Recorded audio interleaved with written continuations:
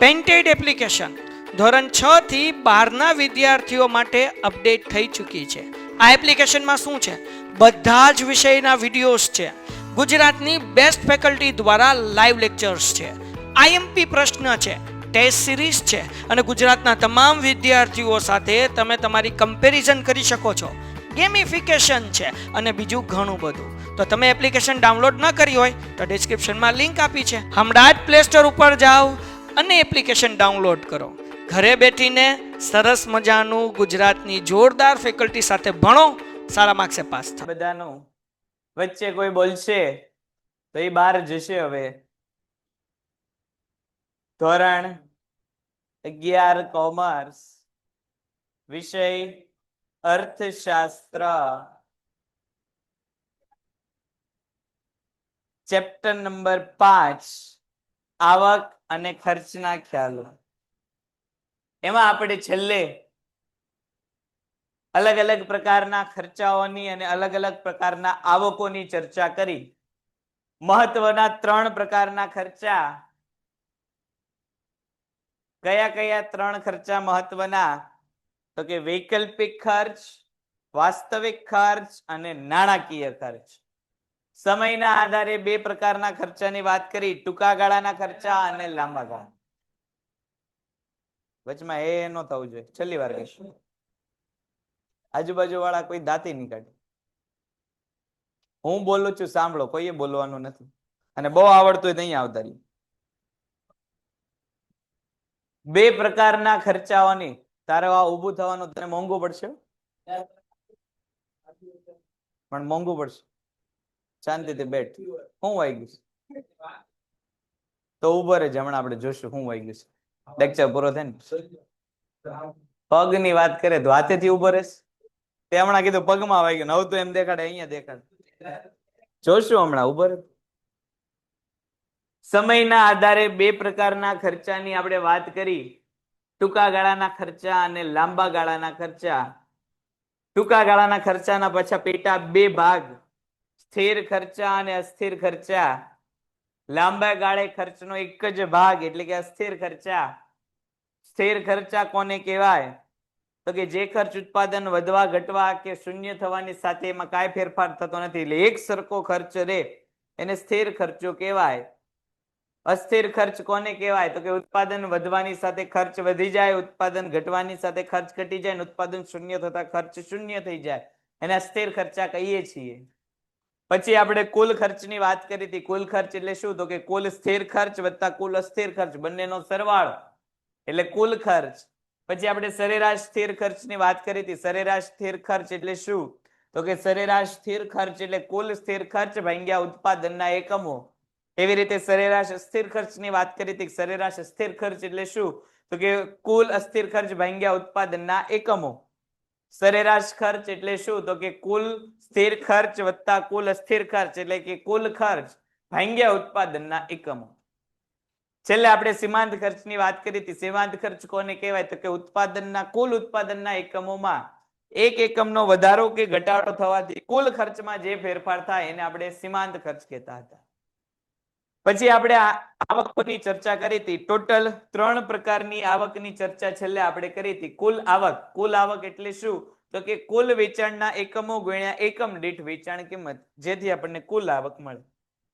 બીજું સરેરાશ આવકની વાત કરી હતી. સરેરાશ આવક એટલે શું? તો કે કુલ આવક ભાગ્યા ઉત્પાદનના કુલ આવક ભાગ્યા વેચાણના એકમો. સીમાંત આવક એટલે શું? તો કે સીમાંત ખર્ચની જેવું કુલ વેચાણના એકમોમાં એક એકમનો વધારો કે ઘટાડો થવાથી જે કુલ આવકમાં ફેરફાર થાય એને આપણે શું કહીએ છીએ? સીમાંત આવક કહીએ છીએ. સૂત્ર અને સમજૂતી મેળવી હતી. હવે આપણે પહોંચ્યા હતા પૂર્ણ હરીફાઈ વાળા બજારમાં. કુલ આવક, સીમાંત આવક અને સરેરાશ આવક. ચાલો, અહીંયા સુધીમાં કોઈને કઈ પ્રશ્ન હોય તો બોલ. હા, હવે પછી ચાલો ઓનલાઈન અહીંયા સુધીમાં કોઈને કઈ પ્રશ્ન હોય તો બોલ. આટલા મુદ્દાઓની ચર્ચા આપણે અહીંયા સુધી કરેલી છે. ઓકે, ચાલો, બીજા કોઈને કઈ છે પ્રશ્ન? ઓકે, ચાલો ફટાફટ જવાબ આપ્યો બાકીના બધા તે ડન છે. તો આગળ વધીએ. છેલ્લે આપણે 2 પ્રકારના બજારની વાત કરતા હતા, એક પૂર્ણ હરીફાઈ અને એક અપૂર્ણ હરીફાઈ. આની પછીનું આખું ચેપ્ટર જ બજારનું છે. છતાં અહીંયા મુદ્દા આવેલા છે એટલે પ્રાથમિક માહિતી અહીંયા મેળવી લઈએ. બાકી આની પછી હમણાં આપણે બજાર શરૂ કરશું જ તે એટલે ત્યારે વિગતે ચર્ચા કરશું. બે પ્રકારના બજાર હોય, એક પૂર્ણ હરીફાઈ વાળું બજાર અને એક અપૂર્ણ હરીફાઈ વાળું બજાર. પૂર્ણ હરીફાઈ વાળું બજાર કેવું છે? તો કે આ એક સૈદ્ધાંતિક બજાર છે. સૈદ્ધાંતિક બજાર એટલે શું? તો કે આવું બજાર વાસ્તવમાં જોવા મળતું નથી. આ કાલ્પનિક બજાર છે, ખાલી માનવામાં આવે છે કે આવું બજાર હશે, વાસ્તવમાં આવું બજાર હોતું નથી. પૂર્ણ હરીફાઈ વાળા બજારમાં શું હોય? તો કે અસંખ્ય ખરીદનાર અને અસંખ્ય વેચનાર હોય. અસંખ્ય ખરીદનાર અને અસંખ્ય વેચનાર એટલે શું? તો કે સમાન ગુણી વસ્તુના વેચાણ કરવા વાળો વર્ગ કેવો હોય? તો કે બહુ મોટો હોય. સમાન ગુણી વસ્તુ એટલે શું? તો કે એક જ સરખી વસ્તુનું વેચાણ ઘણા બધા કરતા. જો હાલની તારીખે આવા એક બજાર છે અસ્તિત્વમાં કે જે સમાન ગુણી વસ્તુનું એકબીજાની નજીકની વસ્તુનું વેચાણ કરે છે પણ સમાન ગુણી વસ્તુનું. જો ફોન ઘણા બધા કંપની બનાવે છે પણ શું દરેક કંપનીના ફોનની ડિઝાઇન, કેમેરાની quality, RAM ROM, display, battery બધું એક સરખું હોય છે? નથી હોતું. બધામાં અલગ અલગ જોવા મળે છે. એનો અર્થ કે પૂર્ણ હરીફાઈ કે અસંખ્ય વેચનાર વાળું બજાર વાસ્તવમાં અસ્તિત્વમાં નથી. આ કાલ્પનિક બજાર છે. બજારમાં આપણને વાસ્તવમાં કયા બજારો અસ્તિત્વમાં જોવા મળે? અપૂર્ણ હરીફાઈ વાળા બજાર કે જે અસંખ્ય વેચનાર નહીં હોય. વેચનાર વર્ગ કેવો હોય છે? મર્યાદિત છે.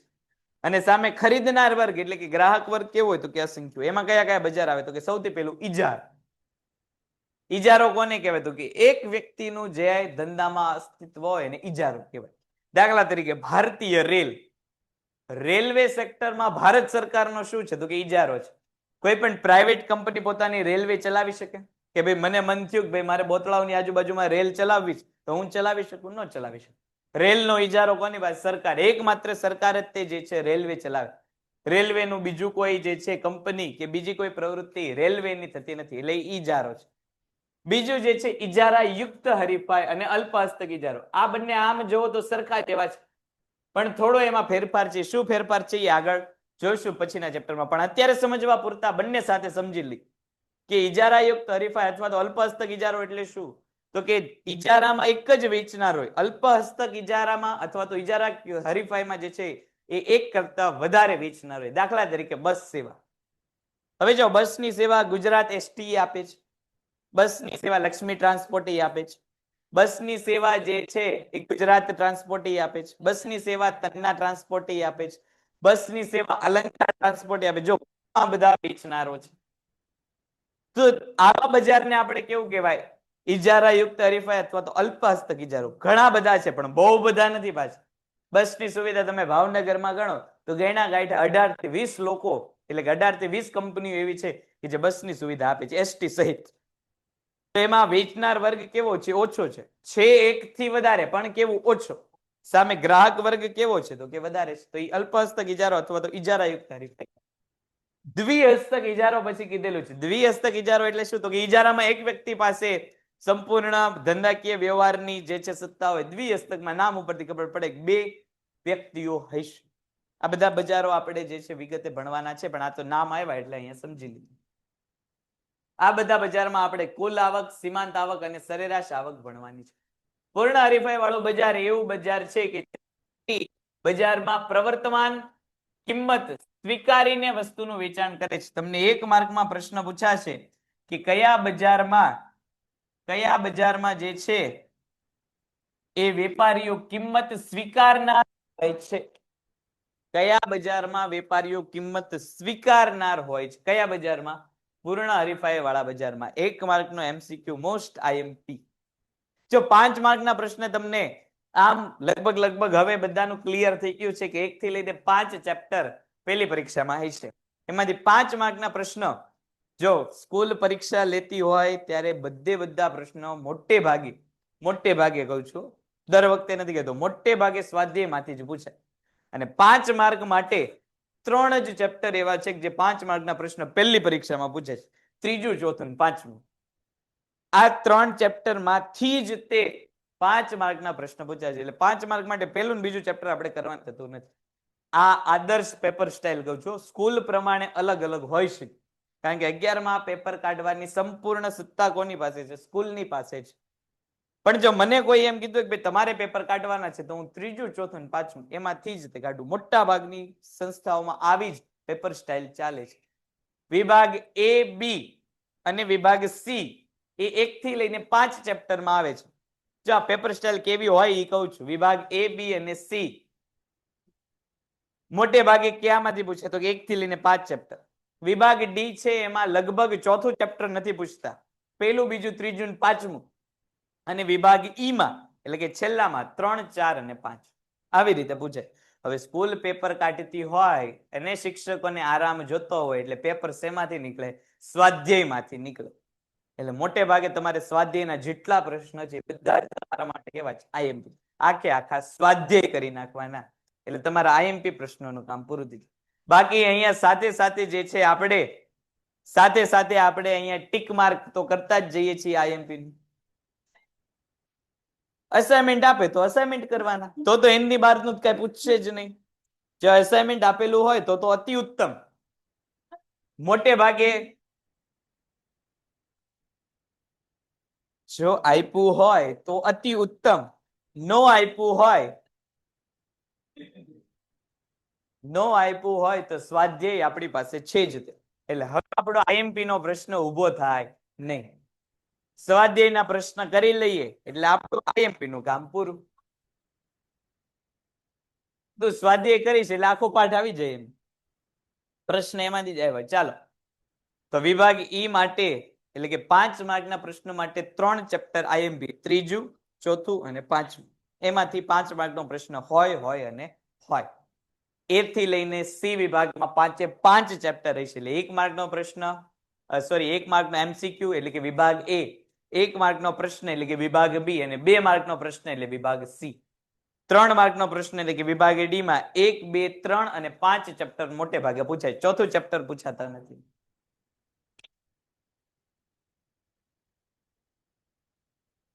એટલું ન સમજાય તો બહુ કહેવાય. જો આ તમને આદર્શ પેપર સ્ટાઇલ સ્કૂલ પ્રમાણે અલગ અલગ હોય. અરે કોકના સ્કૂલ વાળા પૂછી લે પાછા મને કેવા ન આવતા કે અમને પૂછી દીધું.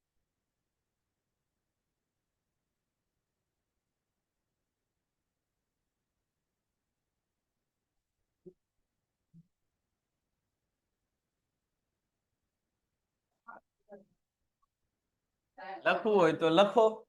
વિભાગ ઈ એ એટલે શું? તો કે ભાઈ 1 માર્કનો એમસીક્યુ. વિભાગ બી એટલે શું? તો કે 1 માર્કનો વીએસક્યુ, વેરી શોર્ટ ક્વેશ્ચન. વિભાગ સી એટલે કે 2 માર્કનો પ્રશ્ન. વિભાગ ડી એટલે કે 3 માર્કના પ્રશ્ન અને વિભાગ ઈ એટલે કે 5 માર્કનો પ્રશ્ન.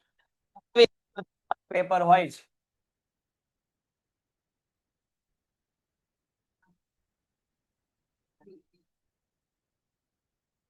ટોટલ 5 ચેપ્ટર પહેલી પરીક્ષામાં હશે. એમાંથી વિભાગ એ બધામાંથી પૂછાય છે, વિભાગ બી બધામાંથી પૂછાય છે, વિભાગ સી બધામાંથી પૂછાય છે, વિભાગ ડી મોટે ભાગે ચોથો ચેપ્ટર હોતું નથી, પછી સ્કૂલ ઉપર હોય, સ્કૂલ જો ધારે તો લઈ પણ શકે. અને વિભાગ ઈ મોટે ભાગે ત્રીજું, ચોથું અને પાંચમું. આ રીતના તમારું પેપર હશે. 5 માર્ક માટે 3 ચેપ્ટરો.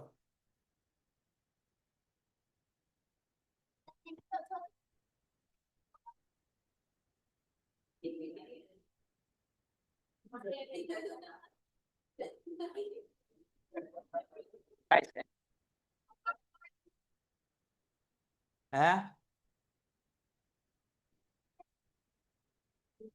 બધા જ એના તો આમ જ આવશે.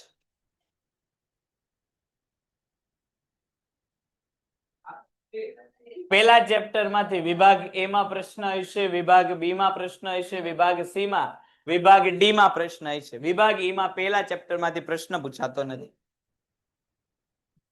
પ્રકરણ 2 માં વિભાગ એ માં પ્રશ્ન પૂછાશે, વિભાગ બી માં, વિભાગ સી માં અને વિભાગ ડી, વિભાગ ઈ માં પ્રશ્ન પૂછાતો નથી. ચેપ્ટર નંબર 3 એ, બી, સી, ડી અને ઈ બધામાં પૂછાય છે. ચેપ્ટર 4 એ, બી, સી અને ઈ માં પૂછાય છે. ચેપ્ટર નંબર 5 બધામાં પૂછાય છે. આઈએમપી માં હમણાં જ વાત કરી ભાઈ કે મોટે ભાગે સ્કૂલ પેપર કાઢતી હોય એટલે મોટા ભાગનો આધાર કોના ઉપર હોય? તો કે સ્વાધ્યાય ઉપર હોય. એટલે સ્વાધ્યાયમાં જે પ્રશ્ન આપેલા હોય એ આઈએમપી છે. અને જો સ્કૂલમાંથી કોઈ એસાઇનમેન્ટ કોઈ પણ પ્રકાશનનું કીધેલું હોય તો એ પ્રકાશન. બાકી ચેપ્ટર નંબર 5 આવતા અઠવાડિયે ચેપ્ટર નંબર 5 પૂરું થઈ જશે. આ અઠવાડિયે ચેપ્ટર 5 પૂરું થઈ જશે ને આપણે 6 શરૂ કરી દઈશું. કાલે હજી લેક્ચર છે ઇકોનોમિક્સ નો, એટલે આવતા અઠવાડિયે જો બનશે તો આઈએમપી પ્રશ્ન તમને આપશું. હે શું ભાઈ, શું બોલ્યું તું? નથી આવવાનું એમ? નથી આવવાનું એમ?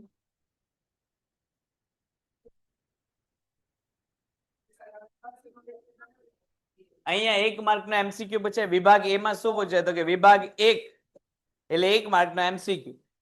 વિભાગ બી એટલે કે 1 માર્કનો વીએસક્યુ, વેરી શોર્ટ ક્વેશ્ચન, 1 માર્કમાં જવાબ આપો. વિભાગ સી માં 2 માર્કના પ્રશ્ન પૂછાય. વિભાગ ડી માં 3 માર્કના પ્રશ્ન પૂછાય. વિભાગ ઈ માં 5 માર્કના પ્રશ્ન પૂછાય. આ એના માર્ક લખેલા છે કે કયા માર્ક, કેટલા માર્ક, એક પ્રશ્નનો કેટલો માર્ક હોય એ લખેલું છે. શું જોશું? ખબર નથી, મારો છે. હે શું? ચાલો આ લખાઈ જાય એટલે કેજો બસ.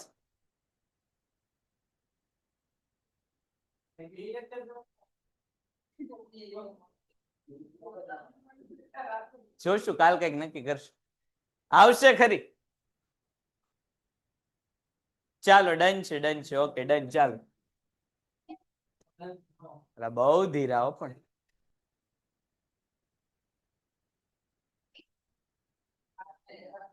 હા એમ બરોબર, સાચી વાત છે. ચાલો પૂર્ણ હરીફાઈ વાળા બજારમાં પાછા આવીએ.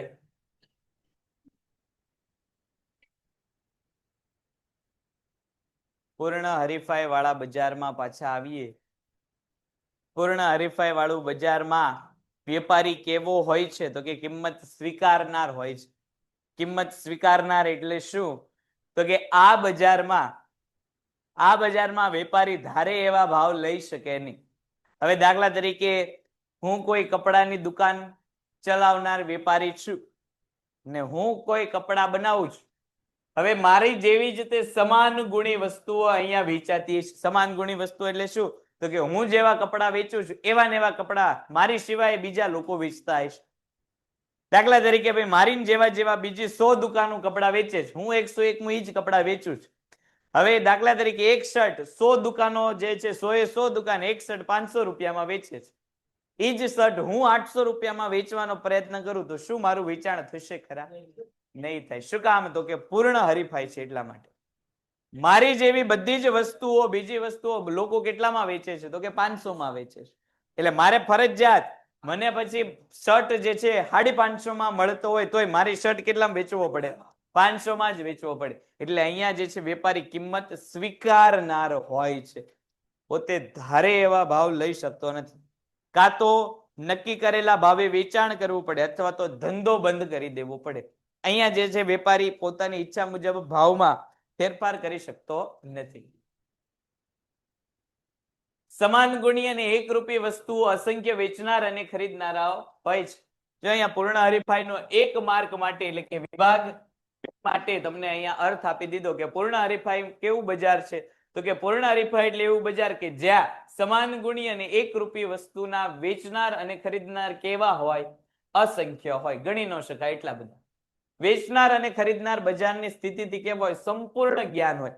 એટલે વેચનાર વ્યક્તિને ખબર હોય કે વેપારીને કેટલો નફો મળે છે, વેપારીને ખબર હોય ગ્રાહકની આવક કેટલી છે. હવે જો વાસ્તવમાં આવું શક્ય છે ખરા? વાસ્તવમાં વેપારીને ગ્રાહકની આવક વિશે કે ગ્રાહકને વેપારીના નફા વિશે ખ્યાલ હોય છે ખરા? નથી હોતો. એટલા માટે આ બજાર કેવું બજાર છે? આદર્શ બજાર છે.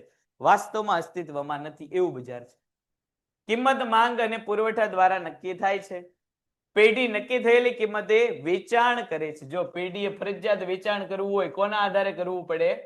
નક્કી થયેલી કિંમતે. હમણાં આપણે જોયું ભાઈ આપણે ધારીએ એવા ભાવ અહીંયા લઈ શકાતા નથી. શું કામ? તો કે ગ્રાહક કેવો છે? તો કે ગ્રાહકને સંપૂર્ણ જ્ઞાન છે. આપણી જેવી જ વસ્તુઓ બીજા વેપારીઓ કેટલા રૂપિયામાં વેચે છે એનો જ્ઞાન ગ્રાહક પાસે.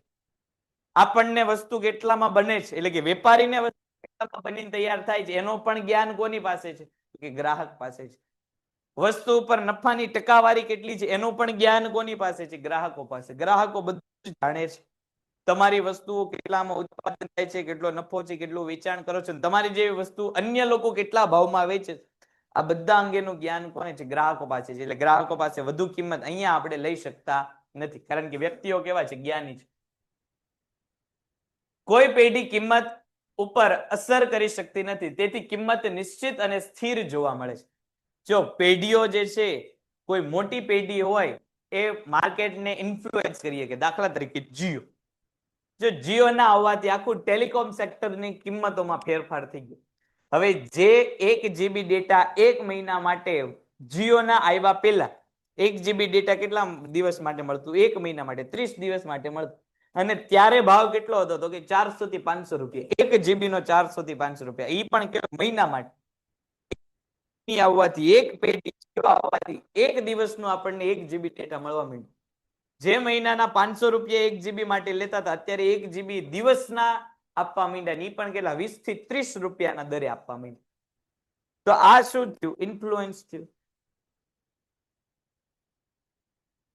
હા, પૂછજે તારા મમ્મી પપ્પાને એટલે તને ખબર પડી જશે.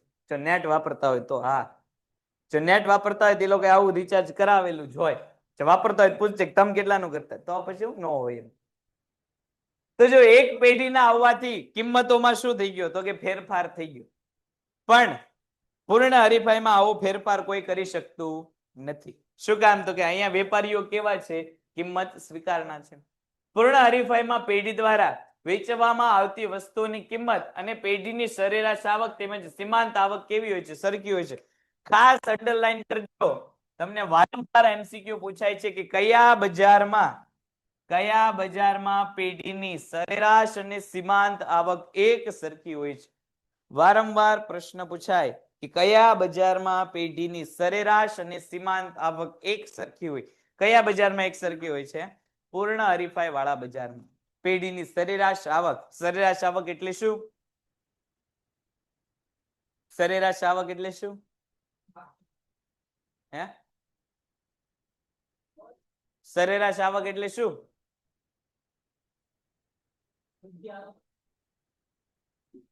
કઈ રીતે મળે સરેરાશ આવક?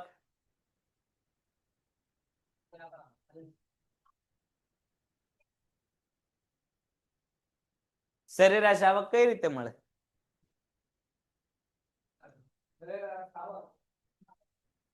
હે, બોલતો તો તું ને પાછો બાજુમાં જોવે છે.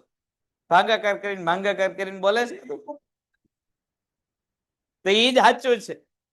સરેરાશ આવક કઈ રીતે મળે? ઈ જ સાચું છે. ભાગાકાર કરીને જ મળે.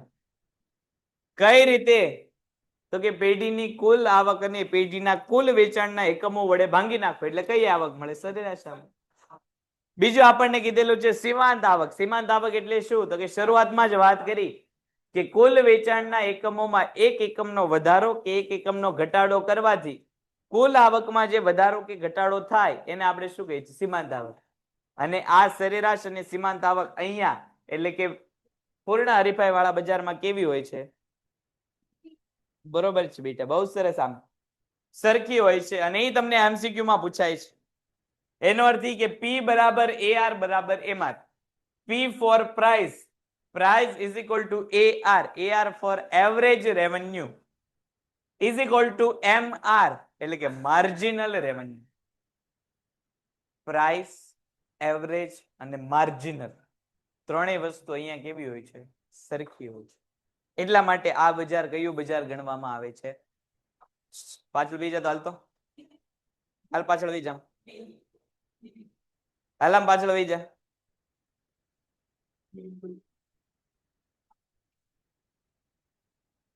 હાલ ઉભી થઈ જાય ત્યાંથી સામે બીજા હાલ હાલ. બસ હવે ત્યાંથી હલતી નહીં. હાવ આમ બસ પાછળ ચાલ. બસ બસ તને તો બહાર મોકલી દઈશ. તને તો અલગ નહીં ફેર. એ કઈશ બહાર મોકલ્યા પછી આ નેટ પૂરું થઈ જશે અહીં તો હલાવી. ત્રણેય પ્રકારની આવક એટલે કે પેઢીની કિંમત, પેઢીની સરેરાશ આવક અને પેઢીની સીમાંત આવક, ત્રણેય કિંમતો કયા બજારમાં એક સરખી હોય એવો પ્રશ્ન પૂછાય તો કયા ઓલામાં હોય તો કે પૂર્ણ હરીફાઈ વાળા બજારમાં એક સરખી હોય છે.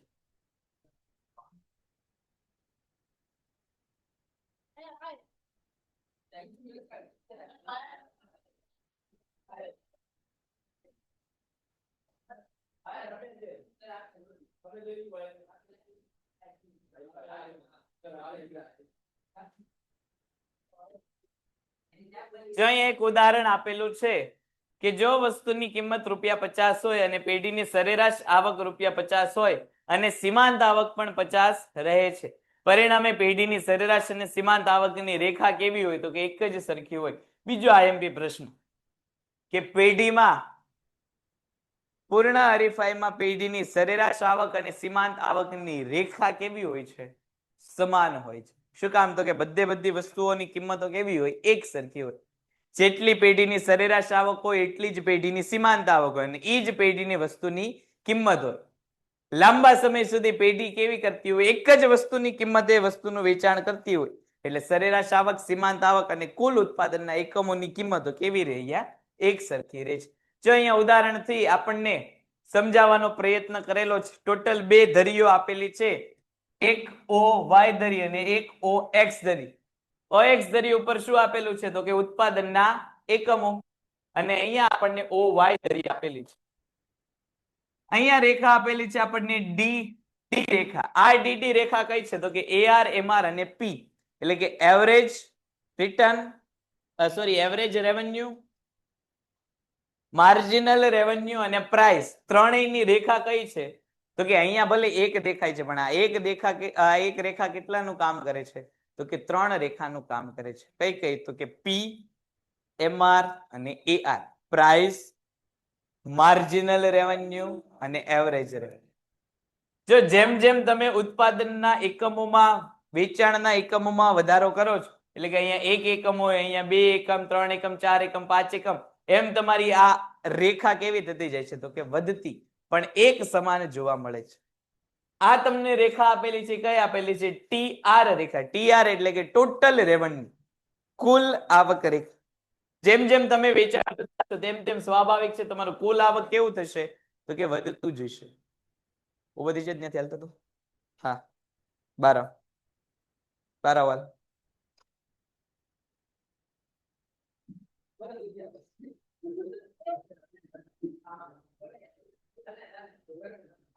બસ એ ખુરશી નહીં જાતો તું ન્યા વયો જતો તું બે જા તાર જગ્યાએ તું 12 બસ ન્યા બીજે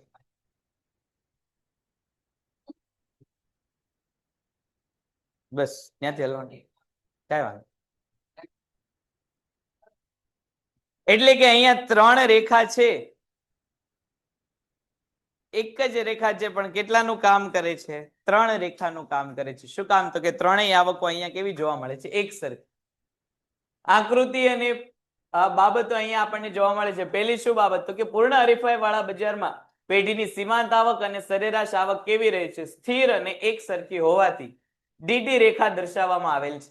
ડીડી રેખા ઉપરના બિંદુઓ સરેરાશ આવક બરાબર સીમાંત આવક દર્શાવે છે. આ જે રેખા છે એ રેખા 3 રેખાની ગરજ સારે છે. વાસ્તવમાં છે 3 રેખા પણ ત્રણેય માટે રેખા કેવી બનાવવામાં આવે છે? એક. કારણ કે ત્રણેય કિંમતો અહીંયા કેવી છે? એક સરખી છે. સરેરાશ આવક અને સીમાંત આવક OX ધરીને સમાંતર એક જ રેખા ડીડી રેખા ઉપર દર્શાવવામાં આવે છે. જો આ જે રેખા છે એટલે AR, MR અને રેખા MCQ માં આપણને પૂછાય કે ભાઈ પૂર્ણ હરીફાઈ વાળા બજારમાં MCQ માં આપણને પૂછાય કે પૂર્ણ હરીફાઈ વાળા બજારમાં પેઢીની સરેરાશ આવક રેખા નો ઢાળ કેવો છે? MCQ માં આપણને એવું પૂછાય કે પૂર્ણ હરીફાઈ વાળા બજારમાં પેઢીની સરેરાશ આવક રેખાનો ઢાળ કેવો છે? તો કે અહીંયા ઢાળ જ નથી, પેઢીની રેખા કેવી ચાલે છે? OX ધરીને સમાંતર ચાલે છે. દાંત કાઢવા દો. જો આવી હજી એક રેખા હતી, આમ આગળ આવતો તો કેમ પાછળ આવી ગયો પાછું પેલા? હજી આવી હજી એક રેખા હતી. કઈ રેખા હતી? પેન્ટેડ એપ્લિકેશન ધોરણ 6 થી 12ના વિદ્યાર્થીઓ માટે અપડેટ થઈ ચૂકી છે. આ એપ્લિકેશનમાં શું છે? બધા જ વિષયના વિડીયોઝ છે. ગુજરાતની બેસ્ટ ફેકલ્ટી દ્વારા લાઈવ લેક્ચર્સ છે. આઈએમપી પ્રશ્ન છે, ટેસ્ટ સિરીઝ છે અને ગુજરાતના તમામ વિદ્યાર્થીઓ સાથે તમે તમારી કમ્પેરિઝન કરી શકો છો.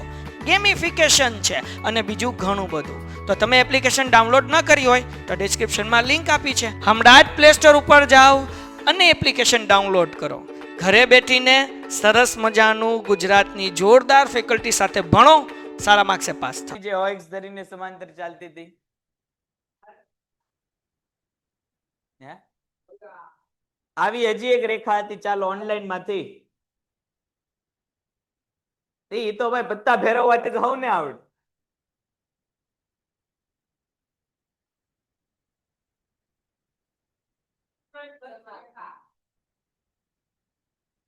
પુરવઠા રેખા તો આઉટ ઓફ ચેપ્ટર નીકળી ગઈ.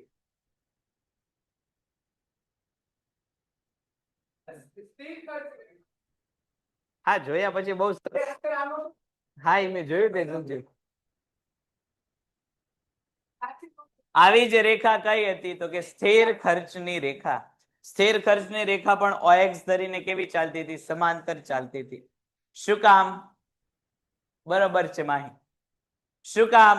તો કે જેમ સ્થિર ખર્ચને ઉત્પાદનના પ્રમાણ સાથે સંબંધ નથી, તેવી રીતે પૂર્ણ હરીફાઈમાં એકમ દીઠ કિંમતો એટલે કે એક એકમની પ્રાઇસ ફોર ફ્રી પી, એક એકમની સરેરાશ આવક એટલે કે AR એવરેજ રેવન્યુ અને એક એકમની આવક એટલે કે માર્જિનલ રેવન્યુ, એને પણ ઉત્પાદનના એકમો સાથે સંબંધ નથી. એક એકમનો ભાવ અહીંયા કેવો હોય? તો કે સ્થિર અને વર્ષો સુધી ચાલે. એકવાર નક્કી થઈ ગયું કે ભાઈ દાખલા તરીકે એક પેન 50 રૂપિયામાં વેચવાની, તો વર્ષો સુધી એક પેન કેટલા રૂપિયામાં વેચાશે? 50 માં. એટલે જો આ રેખા કેવી જોવા મળે? સ્થિર જોવા મળે. એક એકમનું ઉત્પાદન કરો તો કેટલા રૂપિયામાં વેચાય? તો કે 50 રૂપિયામાં. બે એકમનું ઉત્પાદન કરો તો કેટલામાં રૂપિયામાં વેચાય? 50 રૂપિયામાં. ત્રણ એકમનું ઉત્પાદન કરો તો કેટલા રૂપિયામાં વેચાય? 50. લાંબા સમય સુધી ભાવ કેવો રહે છે? એક સરખો રહે છે. ઉત્પાદનના પ્રમાણમાં ફેરફાર થવાથી એક એકમની કિંમતમાં કોઈ ફેરફાર આવતો નથી. એક એકમ વેચો ત્યારે જેટલો ભાવ હોય, 100મું એકમ વેચો ત્યારે એટલો જ ભાવ હોય, 1000મું એકમ વેચો ત્યારે એટલો ભાવ હોય, 10,000મું એકમ વેચો ત્યારે એટલો ભાવ હોય. માટે આ રેખા કેવી જોવા મળે? સ્થિર જોવા મળે. આ આપણી રેખા એટલે કે કુલ આવક રેખા, એમાં વધારો ઘટાડો થાય. કુલ આવક રેખા જેમ જેમ તમે વેચાણના એકમો વધારો તેમ તેમ એમાં શું થાય? તો કે વધારો થાય. જેટલું તમે વેચાણ વધારે કરો, સ્વાભાવિક છે તમારી આવકમાં શું થશે? એટલા પ્રમાણમાં વધારો થશે. જેમ જેમ એકમોનું વેચાણ વધુ તેમ તેમ સ્વાભાવિક આવકમાં શું થાય? વધારો. શા માટે આ રેખા સ્થિર એટલે કે એક સમાન ચાલે છે અને આ રેખામાં શા કારણે વધારો ઘટાડો થાય છે એ સમજાણું અહીંયા આપણને સમજૂતીમાં એ બાબત કીધેલી છે. ચાલો સમજાણું હોય તો ફટાફટ ડન એવું લખી નાખો. અહીંયા આ રેખા x ધરીને સમાંતર શું કામ ચાલે છે? તો કે એક એકમ વેચો, બે એકમ વેચો, 5 એકમ વેચો, 10 એકમ વેચો, કિંમતો કેવી રહે? એક સરખી રહે. માટે આ રેખા x ધરીને સમાંતર ચાલે. જેમ જેમ તમે વેચાણ વધારો તેમ તેમ તમારી કુલ આવકમાં શું થાય? તો કે વધારો થાય. એટલા માટે આ રેખા તમને જે છે વધતી જોવા મળે છે. ચાલો અહીંયા બેઠામાંથી કોઈને કઈ પ્રશ્ન અહીંયા સુધીમાં? આગળ વધીએ. છેલ્લો મુદ્દો, અપૂર્ણ હરીફાઈ વાળા બજારમાં કુલ આવક, સીમાંત આવક અને સરેરાશ આવકનો ખ્યાલ. હવે મૂંગો બેઠજો ને તો બહાર કાઢી મૂકીશ. તને તોય મૂંગો બેઠજો. શું આમ તો તું બોલતો હોઈશ ને એવું માની લે ને. બધા આમ જતો કે બધા ખોટા થોડી હોય. જેનો અવાજ આવ્યો એ હવે બાર. હવે કોઈને જગ્યા નહીં ફેરવું. હવે સીધા બહાર કાઢી મૂકીશ. સેજ જે અવાજ આવ્યો ને એટલે પાણી માંગતો હતો, બોટલ માંગતો, પેન માંગતો, ટીક કરતો, કાંઈ નહીં, સીધા બહાર. બરોબર? શરૂઆત કરવી તારથી? પૂર્ણ હરીફાઈ વાળું બજાર કોને કહેવાય એ હમણાં જ આપણે જોઈ લીધું કે જ્યાં વેચનારની સંખ્યા વધારે હોય અને ગ્રાહકો કેવા અસંખ્ય હોય, ઘણા બધા બજારનો એમાં સમાવેશ થાય છે. હવે ઈ બજારમાં ત્રણ રેખાઓ એટલે કે કુલ આવક, સીમાંત આવક અને સરેરાશ આવક કઈ રીતે કામ કરે છે એના વિશેની વાત અહીંયા આપણે કરીએ. તો કે આવા પ્રકારના બજારમાં વેચાણમાં વધારો થતા પેઢીની કુલ આવક ક્યાંથી? સામાન્ય રીતે આવા બજારમાં ખાસ કરીને ઇજારો અને ઇજારાયુક્ત બજારમાં ઉત્પાદકે વધુ વેચવા માટે કિંમતમાં શું કરવો પડે? ઘટાડો કરવો પડે. આગળના મુદ્દામાં આપણે એવું જોયું કે આગળના મુદ્દામાં વેપારી કેવો છે? કિંમત સ્વીકારનાર છે. ત્યાં કિંમત વેપારી નક્કી કરી શકતો નથી. અહીંયા કિંમતમાં વધારો કે ઘટાડો કરવો કોના હાથમાં છે? તો કે વેપારીના હાથમાં છે. હવે દાખલા તરીકે ભાઈ ભાવનગર થી બોટાદ જવું છે, અત્યારે 25 રૂપિયા રેલવે નું ભાડું હોય. સરકાર એવું વિચારે કે ભાઈ મારે 25 ને બદલે 50 રૂપિયા લેવા છે, ભાડામાં વધારો કરી દેવો છે, તો સરકાર કરી શકે. શું કામ? તો કે રેલવે નો આપણી પાસે કોઈ બીજો ઓપ્શન છે નહીં. હવે બધી જે બસ સુવિધા વાળા છે એક સાથે ભેગા થઈ જાય, 20 બસ વાળા, ઈ એમ કે ભાઈ ભાવનગર થી શિયોર નું ભાડું જે 50 રૂપિયા છે 100 રૂપિયા હવે નક્કી કરી નાખવું, તો બધા 100 રૂપિયા નક્કી કરે તો આપણે એની સામે કઈ વિરોધ ન કરીએ. કારણ કે એક જગ્યાએ જાવ તોય 100 રૂપિયા ભાડું લે, બીજી જગ્યાએ જાવ તોય 100 રૂપિયા ભાડું, ત્રીજી જગ્યાએ જાવ તોય 100 રૂપિયા ભાડું. પણ એમાંથી કોઈ એક એવું નીકળે હોય ને, બધા જ તે ગ્રુપમાં એક આડા હલવા વાળા હોય, એમાંથી એક એમ કે એ બધા પણ 100 રૂપિયા કરતા આપણે જશો તમ તારે, તો બાકીના 19 જણાના ગ્રાહક ક્યાં વયા જાય? તો કે 20મા વ્યક્તિ પાસે વયા જાય. શું કામ? તો કે એને ભાવ કેવો કર્યો? ઘટાડ્યો. એટલે કે એને માંગ વધારવા માટે શું કર્યું? તો કે વસ્તુની કિંમતો ઘટાડી દીધી. સ્વાભાવિક છે, જ્યારે કિંમતો ઘટશે એટલે તમારી પેદાશની માંગમાં શું થશે? ઓબ્વિયસ વધારો થશે. પણ જો અહીંયા તમારી માંગ વધી, પણ કયા ભોગે માંગ વધી? તો કે આવકના ઘટાડાના ભોગે માંગ વધી. બધા 100 રૂપિયામાં શિહોર લઈ જતા હતા, તમે 80માં શિહોર લઈ જતા, એટલે તમારી કુલ આવકમાં શું થશે? ઘટાડો થશે. પેલા તમે એક વ્યક્તિને શિહોર ભાવનગર થી શિહોર લઈ જાઓ ને એ વ્યક્તિ તમને 100 રૂપિયા આપતો હતો. હવે એ જ વ્યક્તિને તમે ભાવનગર થી શિહોર લઈ જશો તો એ તમને કેટલા રૂપિયા આપશે? તો કે 80 જ રૂપિયા આપશે. માંગ વધારવાના ચક્કરમાં તમારી કુલ આવક કેવી થઈ જશે? તો કે ઘટતી જોવા મળશે. એટલે અહીંયા તમારી જે સીમાંત આવક રેખા અને સરેરાશ આવક રેખા છે એ કેવી જોવા મળશે? તો કે નીચે જતી જોવા મળશે. કયા ખર્ચને માપી ના શકાય? કયા ખર્ચને માપી ન શકાય એવો પ્રશ્ન છે ભાઈ. કયા ખર્ચને ન માપી શકાય? કયા ખર્ચને ન માપી શકાય? સૌથી પહેલો ખર્ચો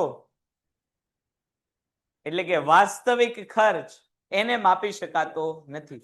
શું કામ? તો કે એમાં થાક, કંટાળો, ત્રાસ વગેરે જેવી બાબતો આવે છે કે જેનું નાણાકીય મૂલ્ય છે નહીં, માટે વાસ્તવિક ખર્ચને માપી શકાતું નથી.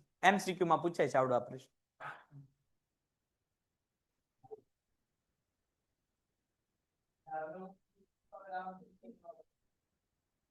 તો તમે લોકો એનું શું કામ સાંભળો છો?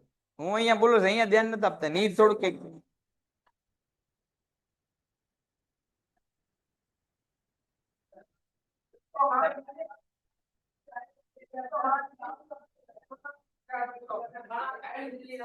કોણ ડિસ્ટર્બ થાય છે? હાથ ઊંચો કરો. હાથ ઊંચો કરો. કોણ ડિસ્ટર્બ થાય? તો હમણાં આપણે ડિસ્ટર્બન્સ અને ડિસ્ટર્બ બંનેને દૂર કરી દી. ચાલ આગળ આવતો રહેશે.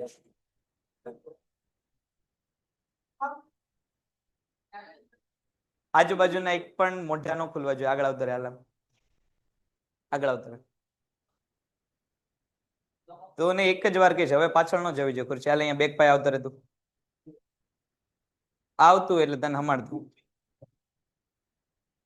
બેગ પાસે કીધું. આની લાઈનમાં આવતો. કઈ વાંધો નહીં, તું આવ આગળ. આગળ આવ તમ તાર. તું ક્યાં કેમેરો નડે? બસ હવે અડશે નહીં. અડ આ નુકસાન તમને જ જાય. મને ફિલ્ડિંગ સેટ કરવામાં જેટલો ટાઈમ જાય એટલો અહીંયા ઓછો સમજાવવાનો મોકો મળે. એટલે તમારે એવું સમજાય કે એક જણાના અવાજથી આખો ક્લાસ ડિસ્ટર્બ થાય. આટલું જેટલું હું સમજાવવા માટે તમને બોલું ભાઈ અહીંયા બેહો ને અહીંયા બેહો ને અહીંયા બેહો, એટલું તમને ઓછું સમજાવી. હું તો જેટલું નક્કી કરીને આવ્યો એટલું હું તો પૂરું કરું. વધારે સમય મળે તો હું વધુ સમજાવું, ઓછો સમય મળે તો ઓછા સમજાવું. હું મારું નક્કી કરેલું પૂરું કરીને જ જાઉં. એટલે લાભ એટલો તમને ઓછો થશે. અને એવું બને કે હું નહીં જવા દઉં. હવે મારે 6થા ચેપ્ટરમાં 2 પેજ પૂરા કરીને જ આજ મોકલવાના છે. એટલે જ્યાં સુધી 2 પેજ પૂરા ન થાય ત્યાં સુધી હું નહીં જવા દઉં. જેટલો અવાજ કરવો એટલો કરો, મને ક્યાં પ્રશ્ન છે. મારું નક્કી કરેલું જ્યાં સુધી પૂરું નહીં થાય ત્યાં સુધી હું કોઈને હલવા દેવાનો નથી. પછી વાલી આવી જાય કે આખું ઘર અહીંયા આવી જાય, નહીં રજા મળે એટલે નહીં જ મળે. નક્કી કરેલું જ્યાં સુધી પૂરું નહીં થાય ત્યાં સુધી કોઈને રજા નહીં મળે. એટલે હવે મૂંગા બેઠજો. જેટલો સમય હું ઇન્સ્ટ્રક્શન દેવામાં બગાડીશ એટલું ઓછું તમને કામ મળશે. હે ઈ ભાઈ મને ખબર છે ક્યારે શરૂ કરવું એ મને ખ્યાલ છે. હવે અહીંયા ધ્યાન આપો. આકૃતિની સમજૂતી મેળવીએ તો જો હમણાં આપણે વાત કરી કે ઉત્પાદનની માંગ વધારવા માટે તમે શું કરો છો, તો કે કિંમતો ઘટાડો છો. ભાવનગર શિહોરની આપણે વાત કરી કે 100 રૂપિયાના ભાડામાં બધા લઈને જતા હતા ને તમે એમ કીધું કે ભાઈ હું 80 ના ભાડે લઈને જઈશ, તો તમારી કિંમતો કેવી થઈ ગઈ, તો કે કિંમતો ઘટી ગઈ. એટલે તમારી કુલ આવક કેવી થવા મળશે, ઓછી થવા મળશે. કુલ આવક ઓછી થવાને કારણે સરેરાશ આવક અને સીમાંત આવકો કેવી થઈ જશે, તો કે ઝડપથી ઘટી જશે. શું કામ, તો કે માંગ વધારવા માટે તમે શું કરેલું છે, કિંમતનો ઘટાડો કરેલો છે. એટલે તમારી માંગ વધશે પણ કેવા દરે વધી, તો કે કિંમતના ઘટાડાના દરે વધી. જો તમે નક્કી કરેલી કિંમત કરતા ઓછી કિંમત રહ્યો છો તો તમારી આ જે રેખાઓ છે એ કેવી રીતે ગતિ કરશે, તો કે નીચેની બાજુ. જો અહીંયા તમને એવું પૂછે કે પૂર્ણ હરીફાઈ વાળા બજારમાં, પ્રશ્ન એવો પૂછાય કે પૂર્ણ હરીફાઈ વાળા બજારમાં માર્જિનલ રેવન્યુ એટલે કે સીમાંત આવક રેખાનો ઢાળ કેવો હોય જોવો તો કે ઋણ બાજુનો છે. શરૂઆત કરતા સીમાંત આવક ધીરે ધીરે કેવી થવા માંડે, તો કે ઘટવા માંડે. શું કામ, તો કે એનું એકમાત્ર કારણ એવું છે કે તમે તમારી વસ્તુની માંગ વધારવા માટે શું કર્યું છે, તો કે કિંમત ઘટાડેલી છે. ચલો આ હતું આપણું ચેપ્ટર નંબર 5. અહીંયા સુધીમાં કોઈને કઈ પ્રશ્ન હોય તો બોલો. અહીંયા સુધીમાં કોઈને કઈ પ્રશ્ન હોય તો બોલો. તો 2 મિનિટ વિકલ્પો છે એ આપણે જોઈ લઈએ. ચેપ્ટર નંબર 5 વિકલ્પો. એમાં પેલું સરેરાશ ખર્ચની રેખા, સરેરાશ ખર્ચની રેખાનો આકાર કેવો હોય, યુ આકારની રેખા હોય છે. બીજું કયા ખર્ચને માપી શકાતો નથી, તો હમણાં જ કીધું વાસ્તવિક ખર્ચને. ત્રીજું ઉત્પાદનનું પ્રમાણ 0 હોય ત્યારે પણ કયો ખર્ચ હકારાત્મક હોય.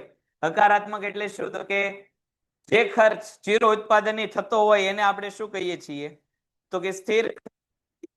પછી કયા ખર્ચને ઉત્પાદનના પ્રમાણ સાથે સીધો સંબંધ છે, એટલે કે ઉત્પાદન વધે તો ખર્ચ વધી જાય, ઉત્પાદન ઘટે તો ખર્ચ ઘટી જાય. ઉત્પાદન 0 હોય તો ખર્ચે 0 થઈ જાય. એટલે ખર્ચ સાથે સીધો સંબંધ કોને છે, અસ્થિર ખર્ચને છે. પછી કયા બજારમાં સરેરાશ આવક અને સીમાંત આવક સરખા હોય, હમણાં જ ટીક કરાયું. કયા બજારમાં, પૂર્ણ હરીફાઈ વાળા બજારમાં. છેલ્લો પ્રશ્ન સ્થિર ખર્ચ રેખાનો ઢાળ કેવો, એક્સ.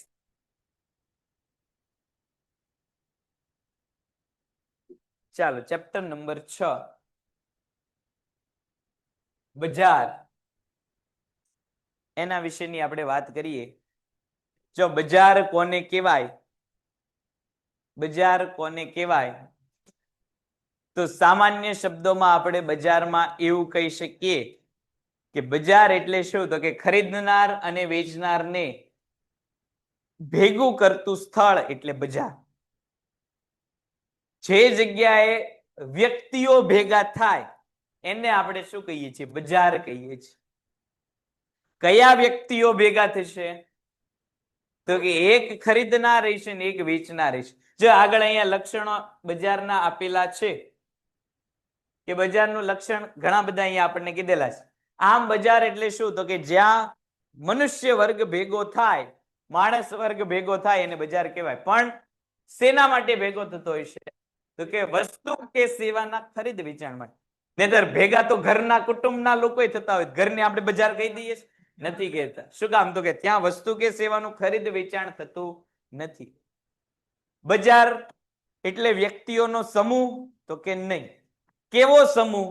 તો કે જે વસ્તુ કે સેવાનું ખરીદ અને વેચાણ કરવા માટે આવેલા છે એવા લોકોનો સમૂહ, એવા લોકોની જગ્યા એટલે બજાર.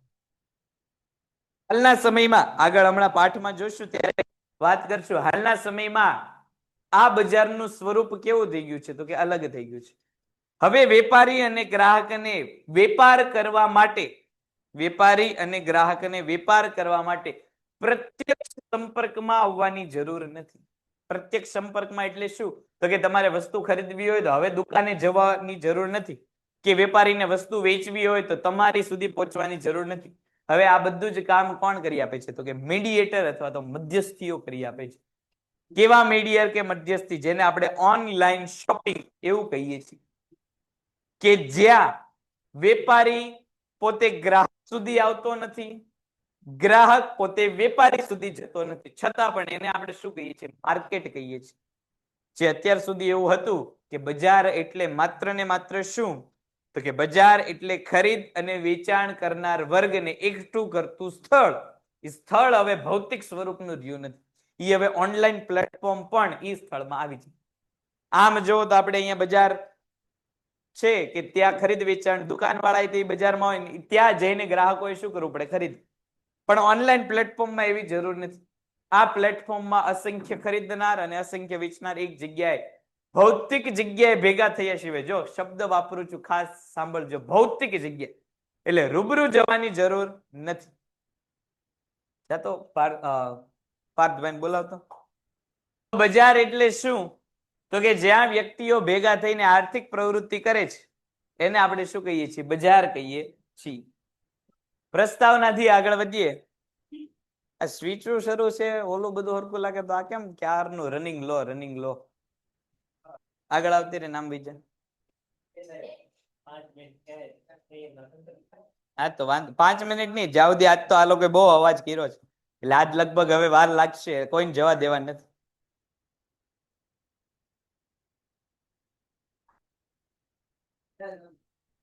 કોને ભાઈ પ્રશ્ન છે? કોને પ્રશ્ન છે બેસવામાં? થાવ ઊભી, ચાલ અત્યારે જ જા. હા બસ તો મૂંગી બેઠ હવે. ચાલો પ્રસ્તાવનાથી ચેપ્ટર નંબર 6 બજારની શરૂઆત કરીએ. સામાન્ય રીતે જે સ્થળે વસ્તુ કે સેવાનું ખરીદ વેચાણ થાય છે તેને આપણે શું કહીએ છીએ? બજાર કહીએ છીએ. જો હમણાં જ આપણે વાત કરી, બજાર એટલે શું? તો એવું સ્થળ કે જ્યાં બે વ્યક્તિને ભેગા કરવામાં આવે છે. કયા બે વ્યક્તિને ભેગા કરવામાં આવે છે? તો કે એક ખરીદનાર વર્ગ અને બીજો કયો? તો કે વેચનાર વર્ગ. આ બે જણાને ભેગા કરવાનું કામ એટલે કોનું? તો કે બજાર. એવું સામાન્ય રીતે માનવામાં આવે છે. આપણે બજાર વિશેનો ખ્યાલ એક ભૌગોલિક વિસ્તાર પૂરતો મર્યાદિત છે. આપણે બજારને શું કરેલું છે? ભૌગોલિક વિસ્તારમાં મર્યાદિત કરેલું છે.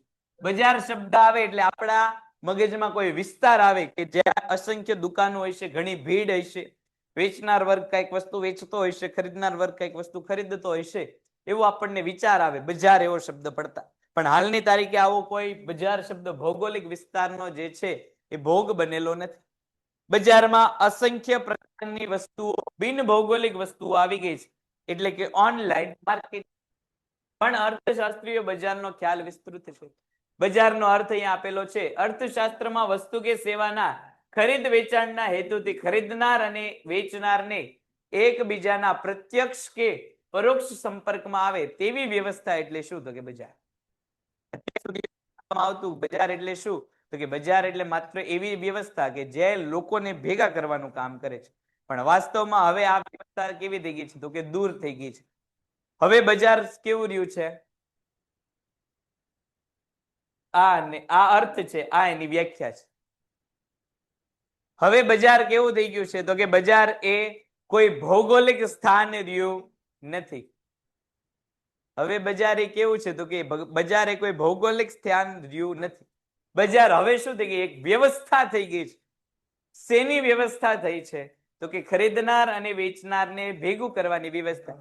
દાખલા તરીકે એમેઝોન, ફ્લિપકાર્ટ, શોપસી, આ બધા શું છે? એક વ્યવસ્થા છે કે જે ખરીદનાર અને વેચનારને શું કરે છે? ભેગા કરે છે.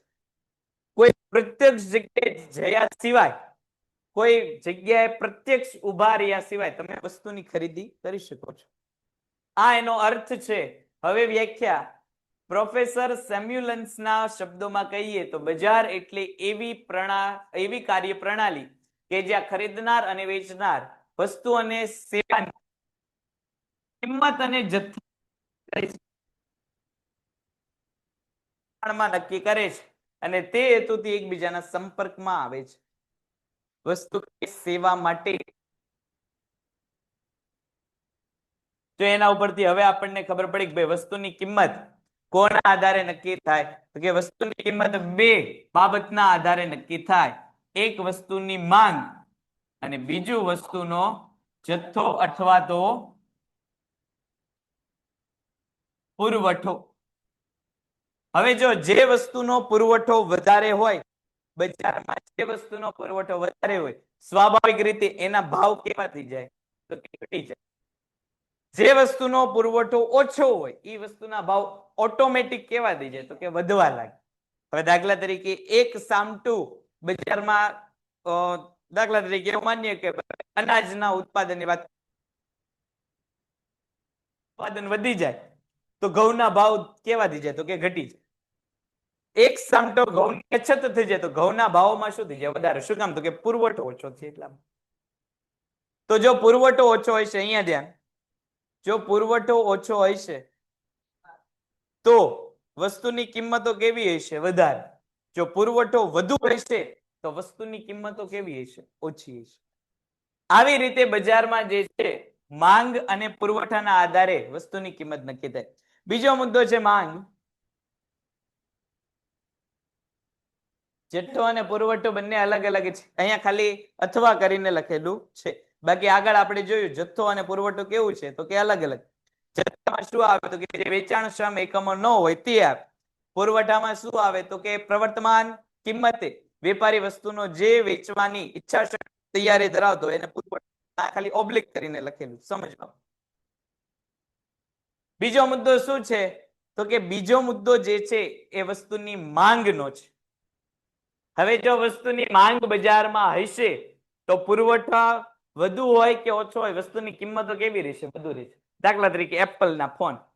હવે એપલ વાળાના ફોનની માંગ છે એટલે એપલની લાઈફ ટાઈમ કિંમતો કેવી રહે? તો કે વધારે રહે. શું કામ વધારે રહે છે? તો કે માંગ છે એટલે. હવે જો એપલ વાળા વધુ પુરવઠો બજારમાં મૂકે, એપલ વાળા જો વર્ષે 10,000 ફોન બનાવતા હોય એની બદલે 20,000 ફોન બજારમાં મૂકે તો શું એપલના ફોનની કિંમતો ઘટી જશે? ખરા? નહીં ઘટે. પુરવઠો વધવા છતાં વસ્તુની કિંમતો ઘટશે નહીં. શું કામ? તો કે એની માંગ છે એટલે માંગ જેની વધુ હોય એની કિંમતો કેવી હોય? વધુ હોય. માંગ જેની ઓછી હોય એની કિંમતો કેવી હોય? ઓછી હોય. આગળ વધીએ. બજારમાં ઘટકો અથવા તો બજારના લક્ષણો. એવું તો શું શું હોય તો જગ્યાને આપણે બજાર કહી શકીએ? સૌથી પહેલું લક્ષણ છે ખરીદનાર અને વેચનાર. બજાર ત્યારે જ અસ્તિત્વમાં આવે જ્યારે આ બંને પક્ષકાર હોય. હમણાં વાત કરીએ, આમ તો આપણા ઘરે ઘણા બધા માણસો ભેગા થતા હોય તો શું માણસો ભેગા થાય એ જગ્યાને આપણે બજાર કહી દઈશું? ઘરમાં માણસો ભેગા થાય શું ઘરને બજાર કહી દેવાનું? નહીં. કોને બજાર કહેશું? તો કે જ્યાં બે વર્ગ અસ્તિત્વમાં હોય. કયો બે વર્ગ? એક ખરીદનાર વર્ગ અને બીજો વેચનાર વર્ગ. માત્ર ને માત્ર એને જ આપણે શું કહીશું? તો કે બજાર કહીશું. બજારમાં વસ્તુ કે સેવાના ખરીદનાર અને વેચનાર હોવા ફરજિયાત છે. તેઓ દ્વારા જ પોતાની અંગત હેતુસર જે વિનિમય આવે છે. હવે જો ખરીદનાર અને વેચનાર બંને એક જગ્યાએ ભેગા થઈને કામ કરે તો બંનેના પોતપોતાના અમુક સ્વાર્થ હોય, અંગત હેતુસર ભેગા થતા હોય. વેપારીનો સ્વાર્થ શું હોય? તો કે વેપારીનો સ્વાર્થ હોય મહત્તમ નફો કમાવા, અને ગ્રાહકનો સ્વાર્થ શું હોય? તો કે મહત્તમ સંતોષ મેળવવાનો ગ્રાહકનો સ્વાર્થ. તો બંને વ્યક્તિ પોતપોતાના સ્વાર્થના કારણે જે છે બજારમાં ભેગા થતા. અહીંયા એક શબ્દ આવ્યો મહત્તમ નફો. મહત્તમ એટલે શું? કોમર્સના વિદ્યાર્થી તરીકે મહત્તમ નફો એ કઈ બાબતને તમે માનો છો તમે એમ કહીએ કે આ મહત્તમ નફો છે? પેલા મહત્તમ શબ્દ કોને કહેવાય?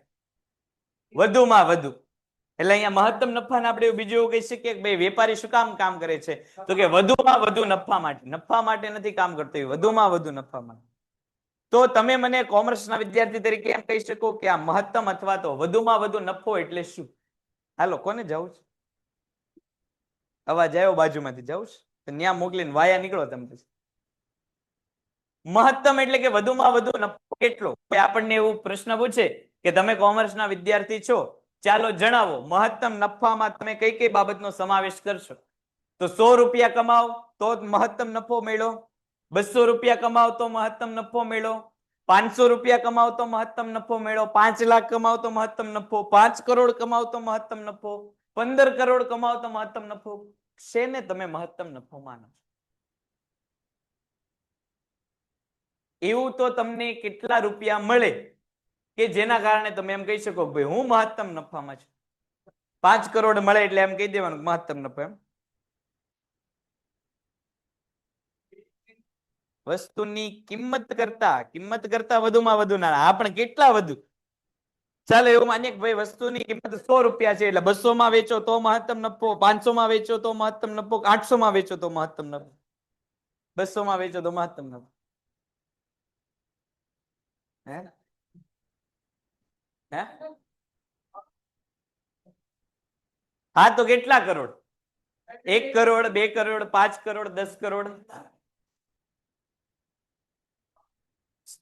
મહત્તમ નફાને સંખ્યામાં માપી શકાતો નથી. મહત્તમ નફો એટલે શું? જો ખાસ યાદ રાખજો, કોમર્સ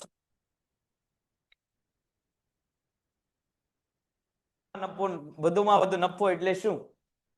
તો વધુમાં વધુ નફાને સંખ્યા સાથે સંબંધ નથી, કારણ કે સંખ્યાના સ્વરૂપમાં ગમે એટલા પૈસા મળે, પૈસા હંમેશા કેવા લાગે? ઓછા જ લાગે. પણ કોમ્પિટિટર કરતા, હરીફાઈ કરતા જો આપણને વધુ આવક મળે, હવે દાખલા તરીકે આપણે જે છે એ પેનનું વેચાણ કરીએ છીએ ને આપણી જેવી બીજી પેનનું વેચાણ કરે છે. હવે એ વ્યક્તિ પેનનું વેચાણ કરીને 100 રૂપિયા કમાય છે અને આ જ પેન જો આપણે 100 રૂપિયા કરતા વધુ કિંમતે વેચતા હોઈએ તો આપણે શેમાં છીએ? મહત્તમ નફામાં છીએ. એ પછી 150 રૂપિયા પણ હોઈ શકે, 200 રૂપિયા પણ હોઈ શકે, 120 રૂપિયા પણ હોઈ શકે, 110 રૂપિયા પણ હોઈ શકે. એટલે કોમ્પિટિશન થી તમે આગળ નીકળી જાઓ, તમે જે છે હરીફો કરતા આગળ નીકળી જાઓ એટલે તમારો નફો કેવો ગણાશે? મહત્તમ નફો ગણાશે. તો અહીંયા વેપારીઓ કામ કરે છે, કોના માટે કામ કરે છે? મહત્તમ નફા માટે. અહીંયા વેપારીઓ કામ કરે છે પણ નફા માટે નહીં. કોની માટે? મહત્તમ નફા માટે કામ કરે છે. અને આ જ મહત્તમ નફાને આપણે શું કહીશું? તો કે વેપારીનો આપણે સ્વાર્થ એને કહીશું. લાવ તો દેખાડ, મૂકી દે. આવો ફાલતુનો ટાઈમ છે. શું કીધું છેલ્લે? શું કીધું છેલ્લે? મહત્તમ નફા માટે શું કીધું? શું છે આ?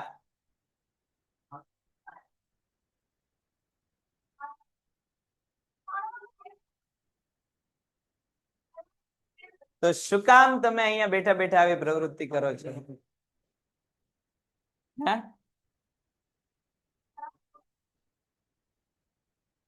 પછીનો બીજો મુદ્દો, વસ્તુ કે સેવાઓ. પેલા તો બે પ્રકારના વ્યક્તિઓ હોવા જોઈએ બજારમાં. કયા બે વ્યક્તિઓ હોવા જોઈએ? તો કે એક ખરીદનાર વ્યક્તિ હોવો જોઈએ, બીજો વેચનાર વ્યક્તિ હોવો જોઈએ. હવે ખરીદવા અને વેચવા માટે તમે આવ્યા છો તો શું ખરીદશો અને શું વેચશો? તો કે કંઈક વસ્તુ કે સેવા હોવી જોઈએ. બજારનું બીજું અગત્યનું લક્ષણ એટલે શું? તો કે વસ્તુ કે સેવા. બજારમાં માંગ પામતી અને વેચાણ થતી વસ્તુ કે સેવાઓ હોવી જરૂરી છે. બજારમાં ઉત્પાદક કે વેચનાર પોતાનો નફો મહત્તમ કરવાના આશયથી વસ્તુ કે સેવાઓનો વિનિમય, સેવાઓનો વિભિન્ન પ્રકારની તેમજ સ્વરૂપો બહાર પાડે છે. હવે જો અહીંયા વેપારીઓ કામ કરવા તો આવે છે. શેનું કામ કરવા આવે છે? પૈસા કમાવાનું કામ કરવા આવે છે. પૈસા કઈ રીતે? વેચાણ. વેચાણ કોનું થશે? જેની માંગ હશે તો. હવે જેની માંગ જ નહીં હોય એનું વેચાણ થઈ શકશે ખરા? તો કે નહીં થઈ શકે. વેચાણ નહીં થઈ શકે તો કે એનું તમે ખરીદ વેચાણ કરી શકશો? નહીં કરી શકો.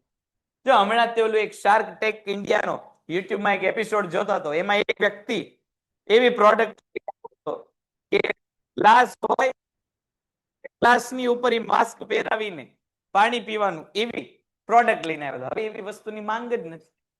હવે અત્યારે જો ગ્લાસ ગંદા હોય તો ગ્લાસમાંથી પાણી પીવા કે કોઈ પણ પ્રવાહી પીવા માટે સ્ટ્રો નામની વસ્તુ છે, પણ એ વ્યક્તિ ગ્લાસના માસ્ક લઈને આવ્યો. હવે જો આવી વસ્તુની માંગ જ નથી તો આવી વસ્તુનું વેચાણ થશે ખરા? વેચાણ જ નહીં થાય. તો આવા વ્યક્તિને નફો મળશે ખરા? નફો નહીં મળે. નફો નહીં મળે એટલે એનો ઔદ્યોગિક એકમ કેવું રહેશે? ખોટમાં રહેશે. અને એ વ્યક્તિ બજારમાં કેવો થઈ જશે? દૂર. અહીંયા નફા માટે કામ કરે છે. આ નફાના આશયથી કેવી વસ્તુઓ લાવશે? તો કે વિભિન્ન પ્રકારની વસ્તુઓ. અને એ પણ કેવી? તો કે જેની બજારમાં માંગ હશે એવી વસ્તુઓ લાવવામાં આવશે. જ્યારે ખરીદનાર વસ્તુઓ કે સેવાનો ઉપભોગમાંથી પોતાનો સંતોષ મહત્તમ કરવા માટે વસ્તુઓ અને સેવાઓનું શું કરે છે? તો કે આદર્શ સંયોજન કરે છે. હવે જો બજારમાં આપણે જ્યારે જઈએ છીએ ત્યારે આપણે બજારમાં જઈને બધા જ પ્રકારની વસ્તુઓ ખરીદી લેતા નથી. બજારમાં આપણે જ્યારે જઈએ છીએ ત્યારે આપણે બજારમાં જઈને બધી જ વસ્તુઓ ખરીદી લેતા નથી. આપણે બજારમાં જઈને માત્ર ને માત્ર કેવી વસ્તુ ખરીદીએ કે જેની વસ્તુ આપણને કેવી હોય? ઉપયોગી. હવે બજારમાં તો અસંખ્ય ઢગલા બંધ વસ્તુઓ મળે છે, પણ બધી વસ્તુ આપણે ઉપયોગી છે ખરા? નથી ઉપયોગી બધી વસ્તુ. તો આપણે બધાની ખરીદી પણ કરી શકીએ છીએ ખરા? નથી. આપણે ખરીદી માત્ર કોની કરશું? તો કે જેનાથી આપણને શું મળશે? તો કે મહત્તમ સંતોષ મળશે. માત્ર ને માત્ર એવી જ વસ્તુઓને જે છે આપણે લાવશું. તો જો ધંધાને મહત્તમ નફામાં ચલાવવો હોય તો વેપારીઓએ પણ કેવી વસ્તુ આપવી પડશે? તો કે જે વસ્તુની મહત્તમ ઉપયોગિતા અને માંગ બજારમાં હોય. પછીનો મુદ્દો,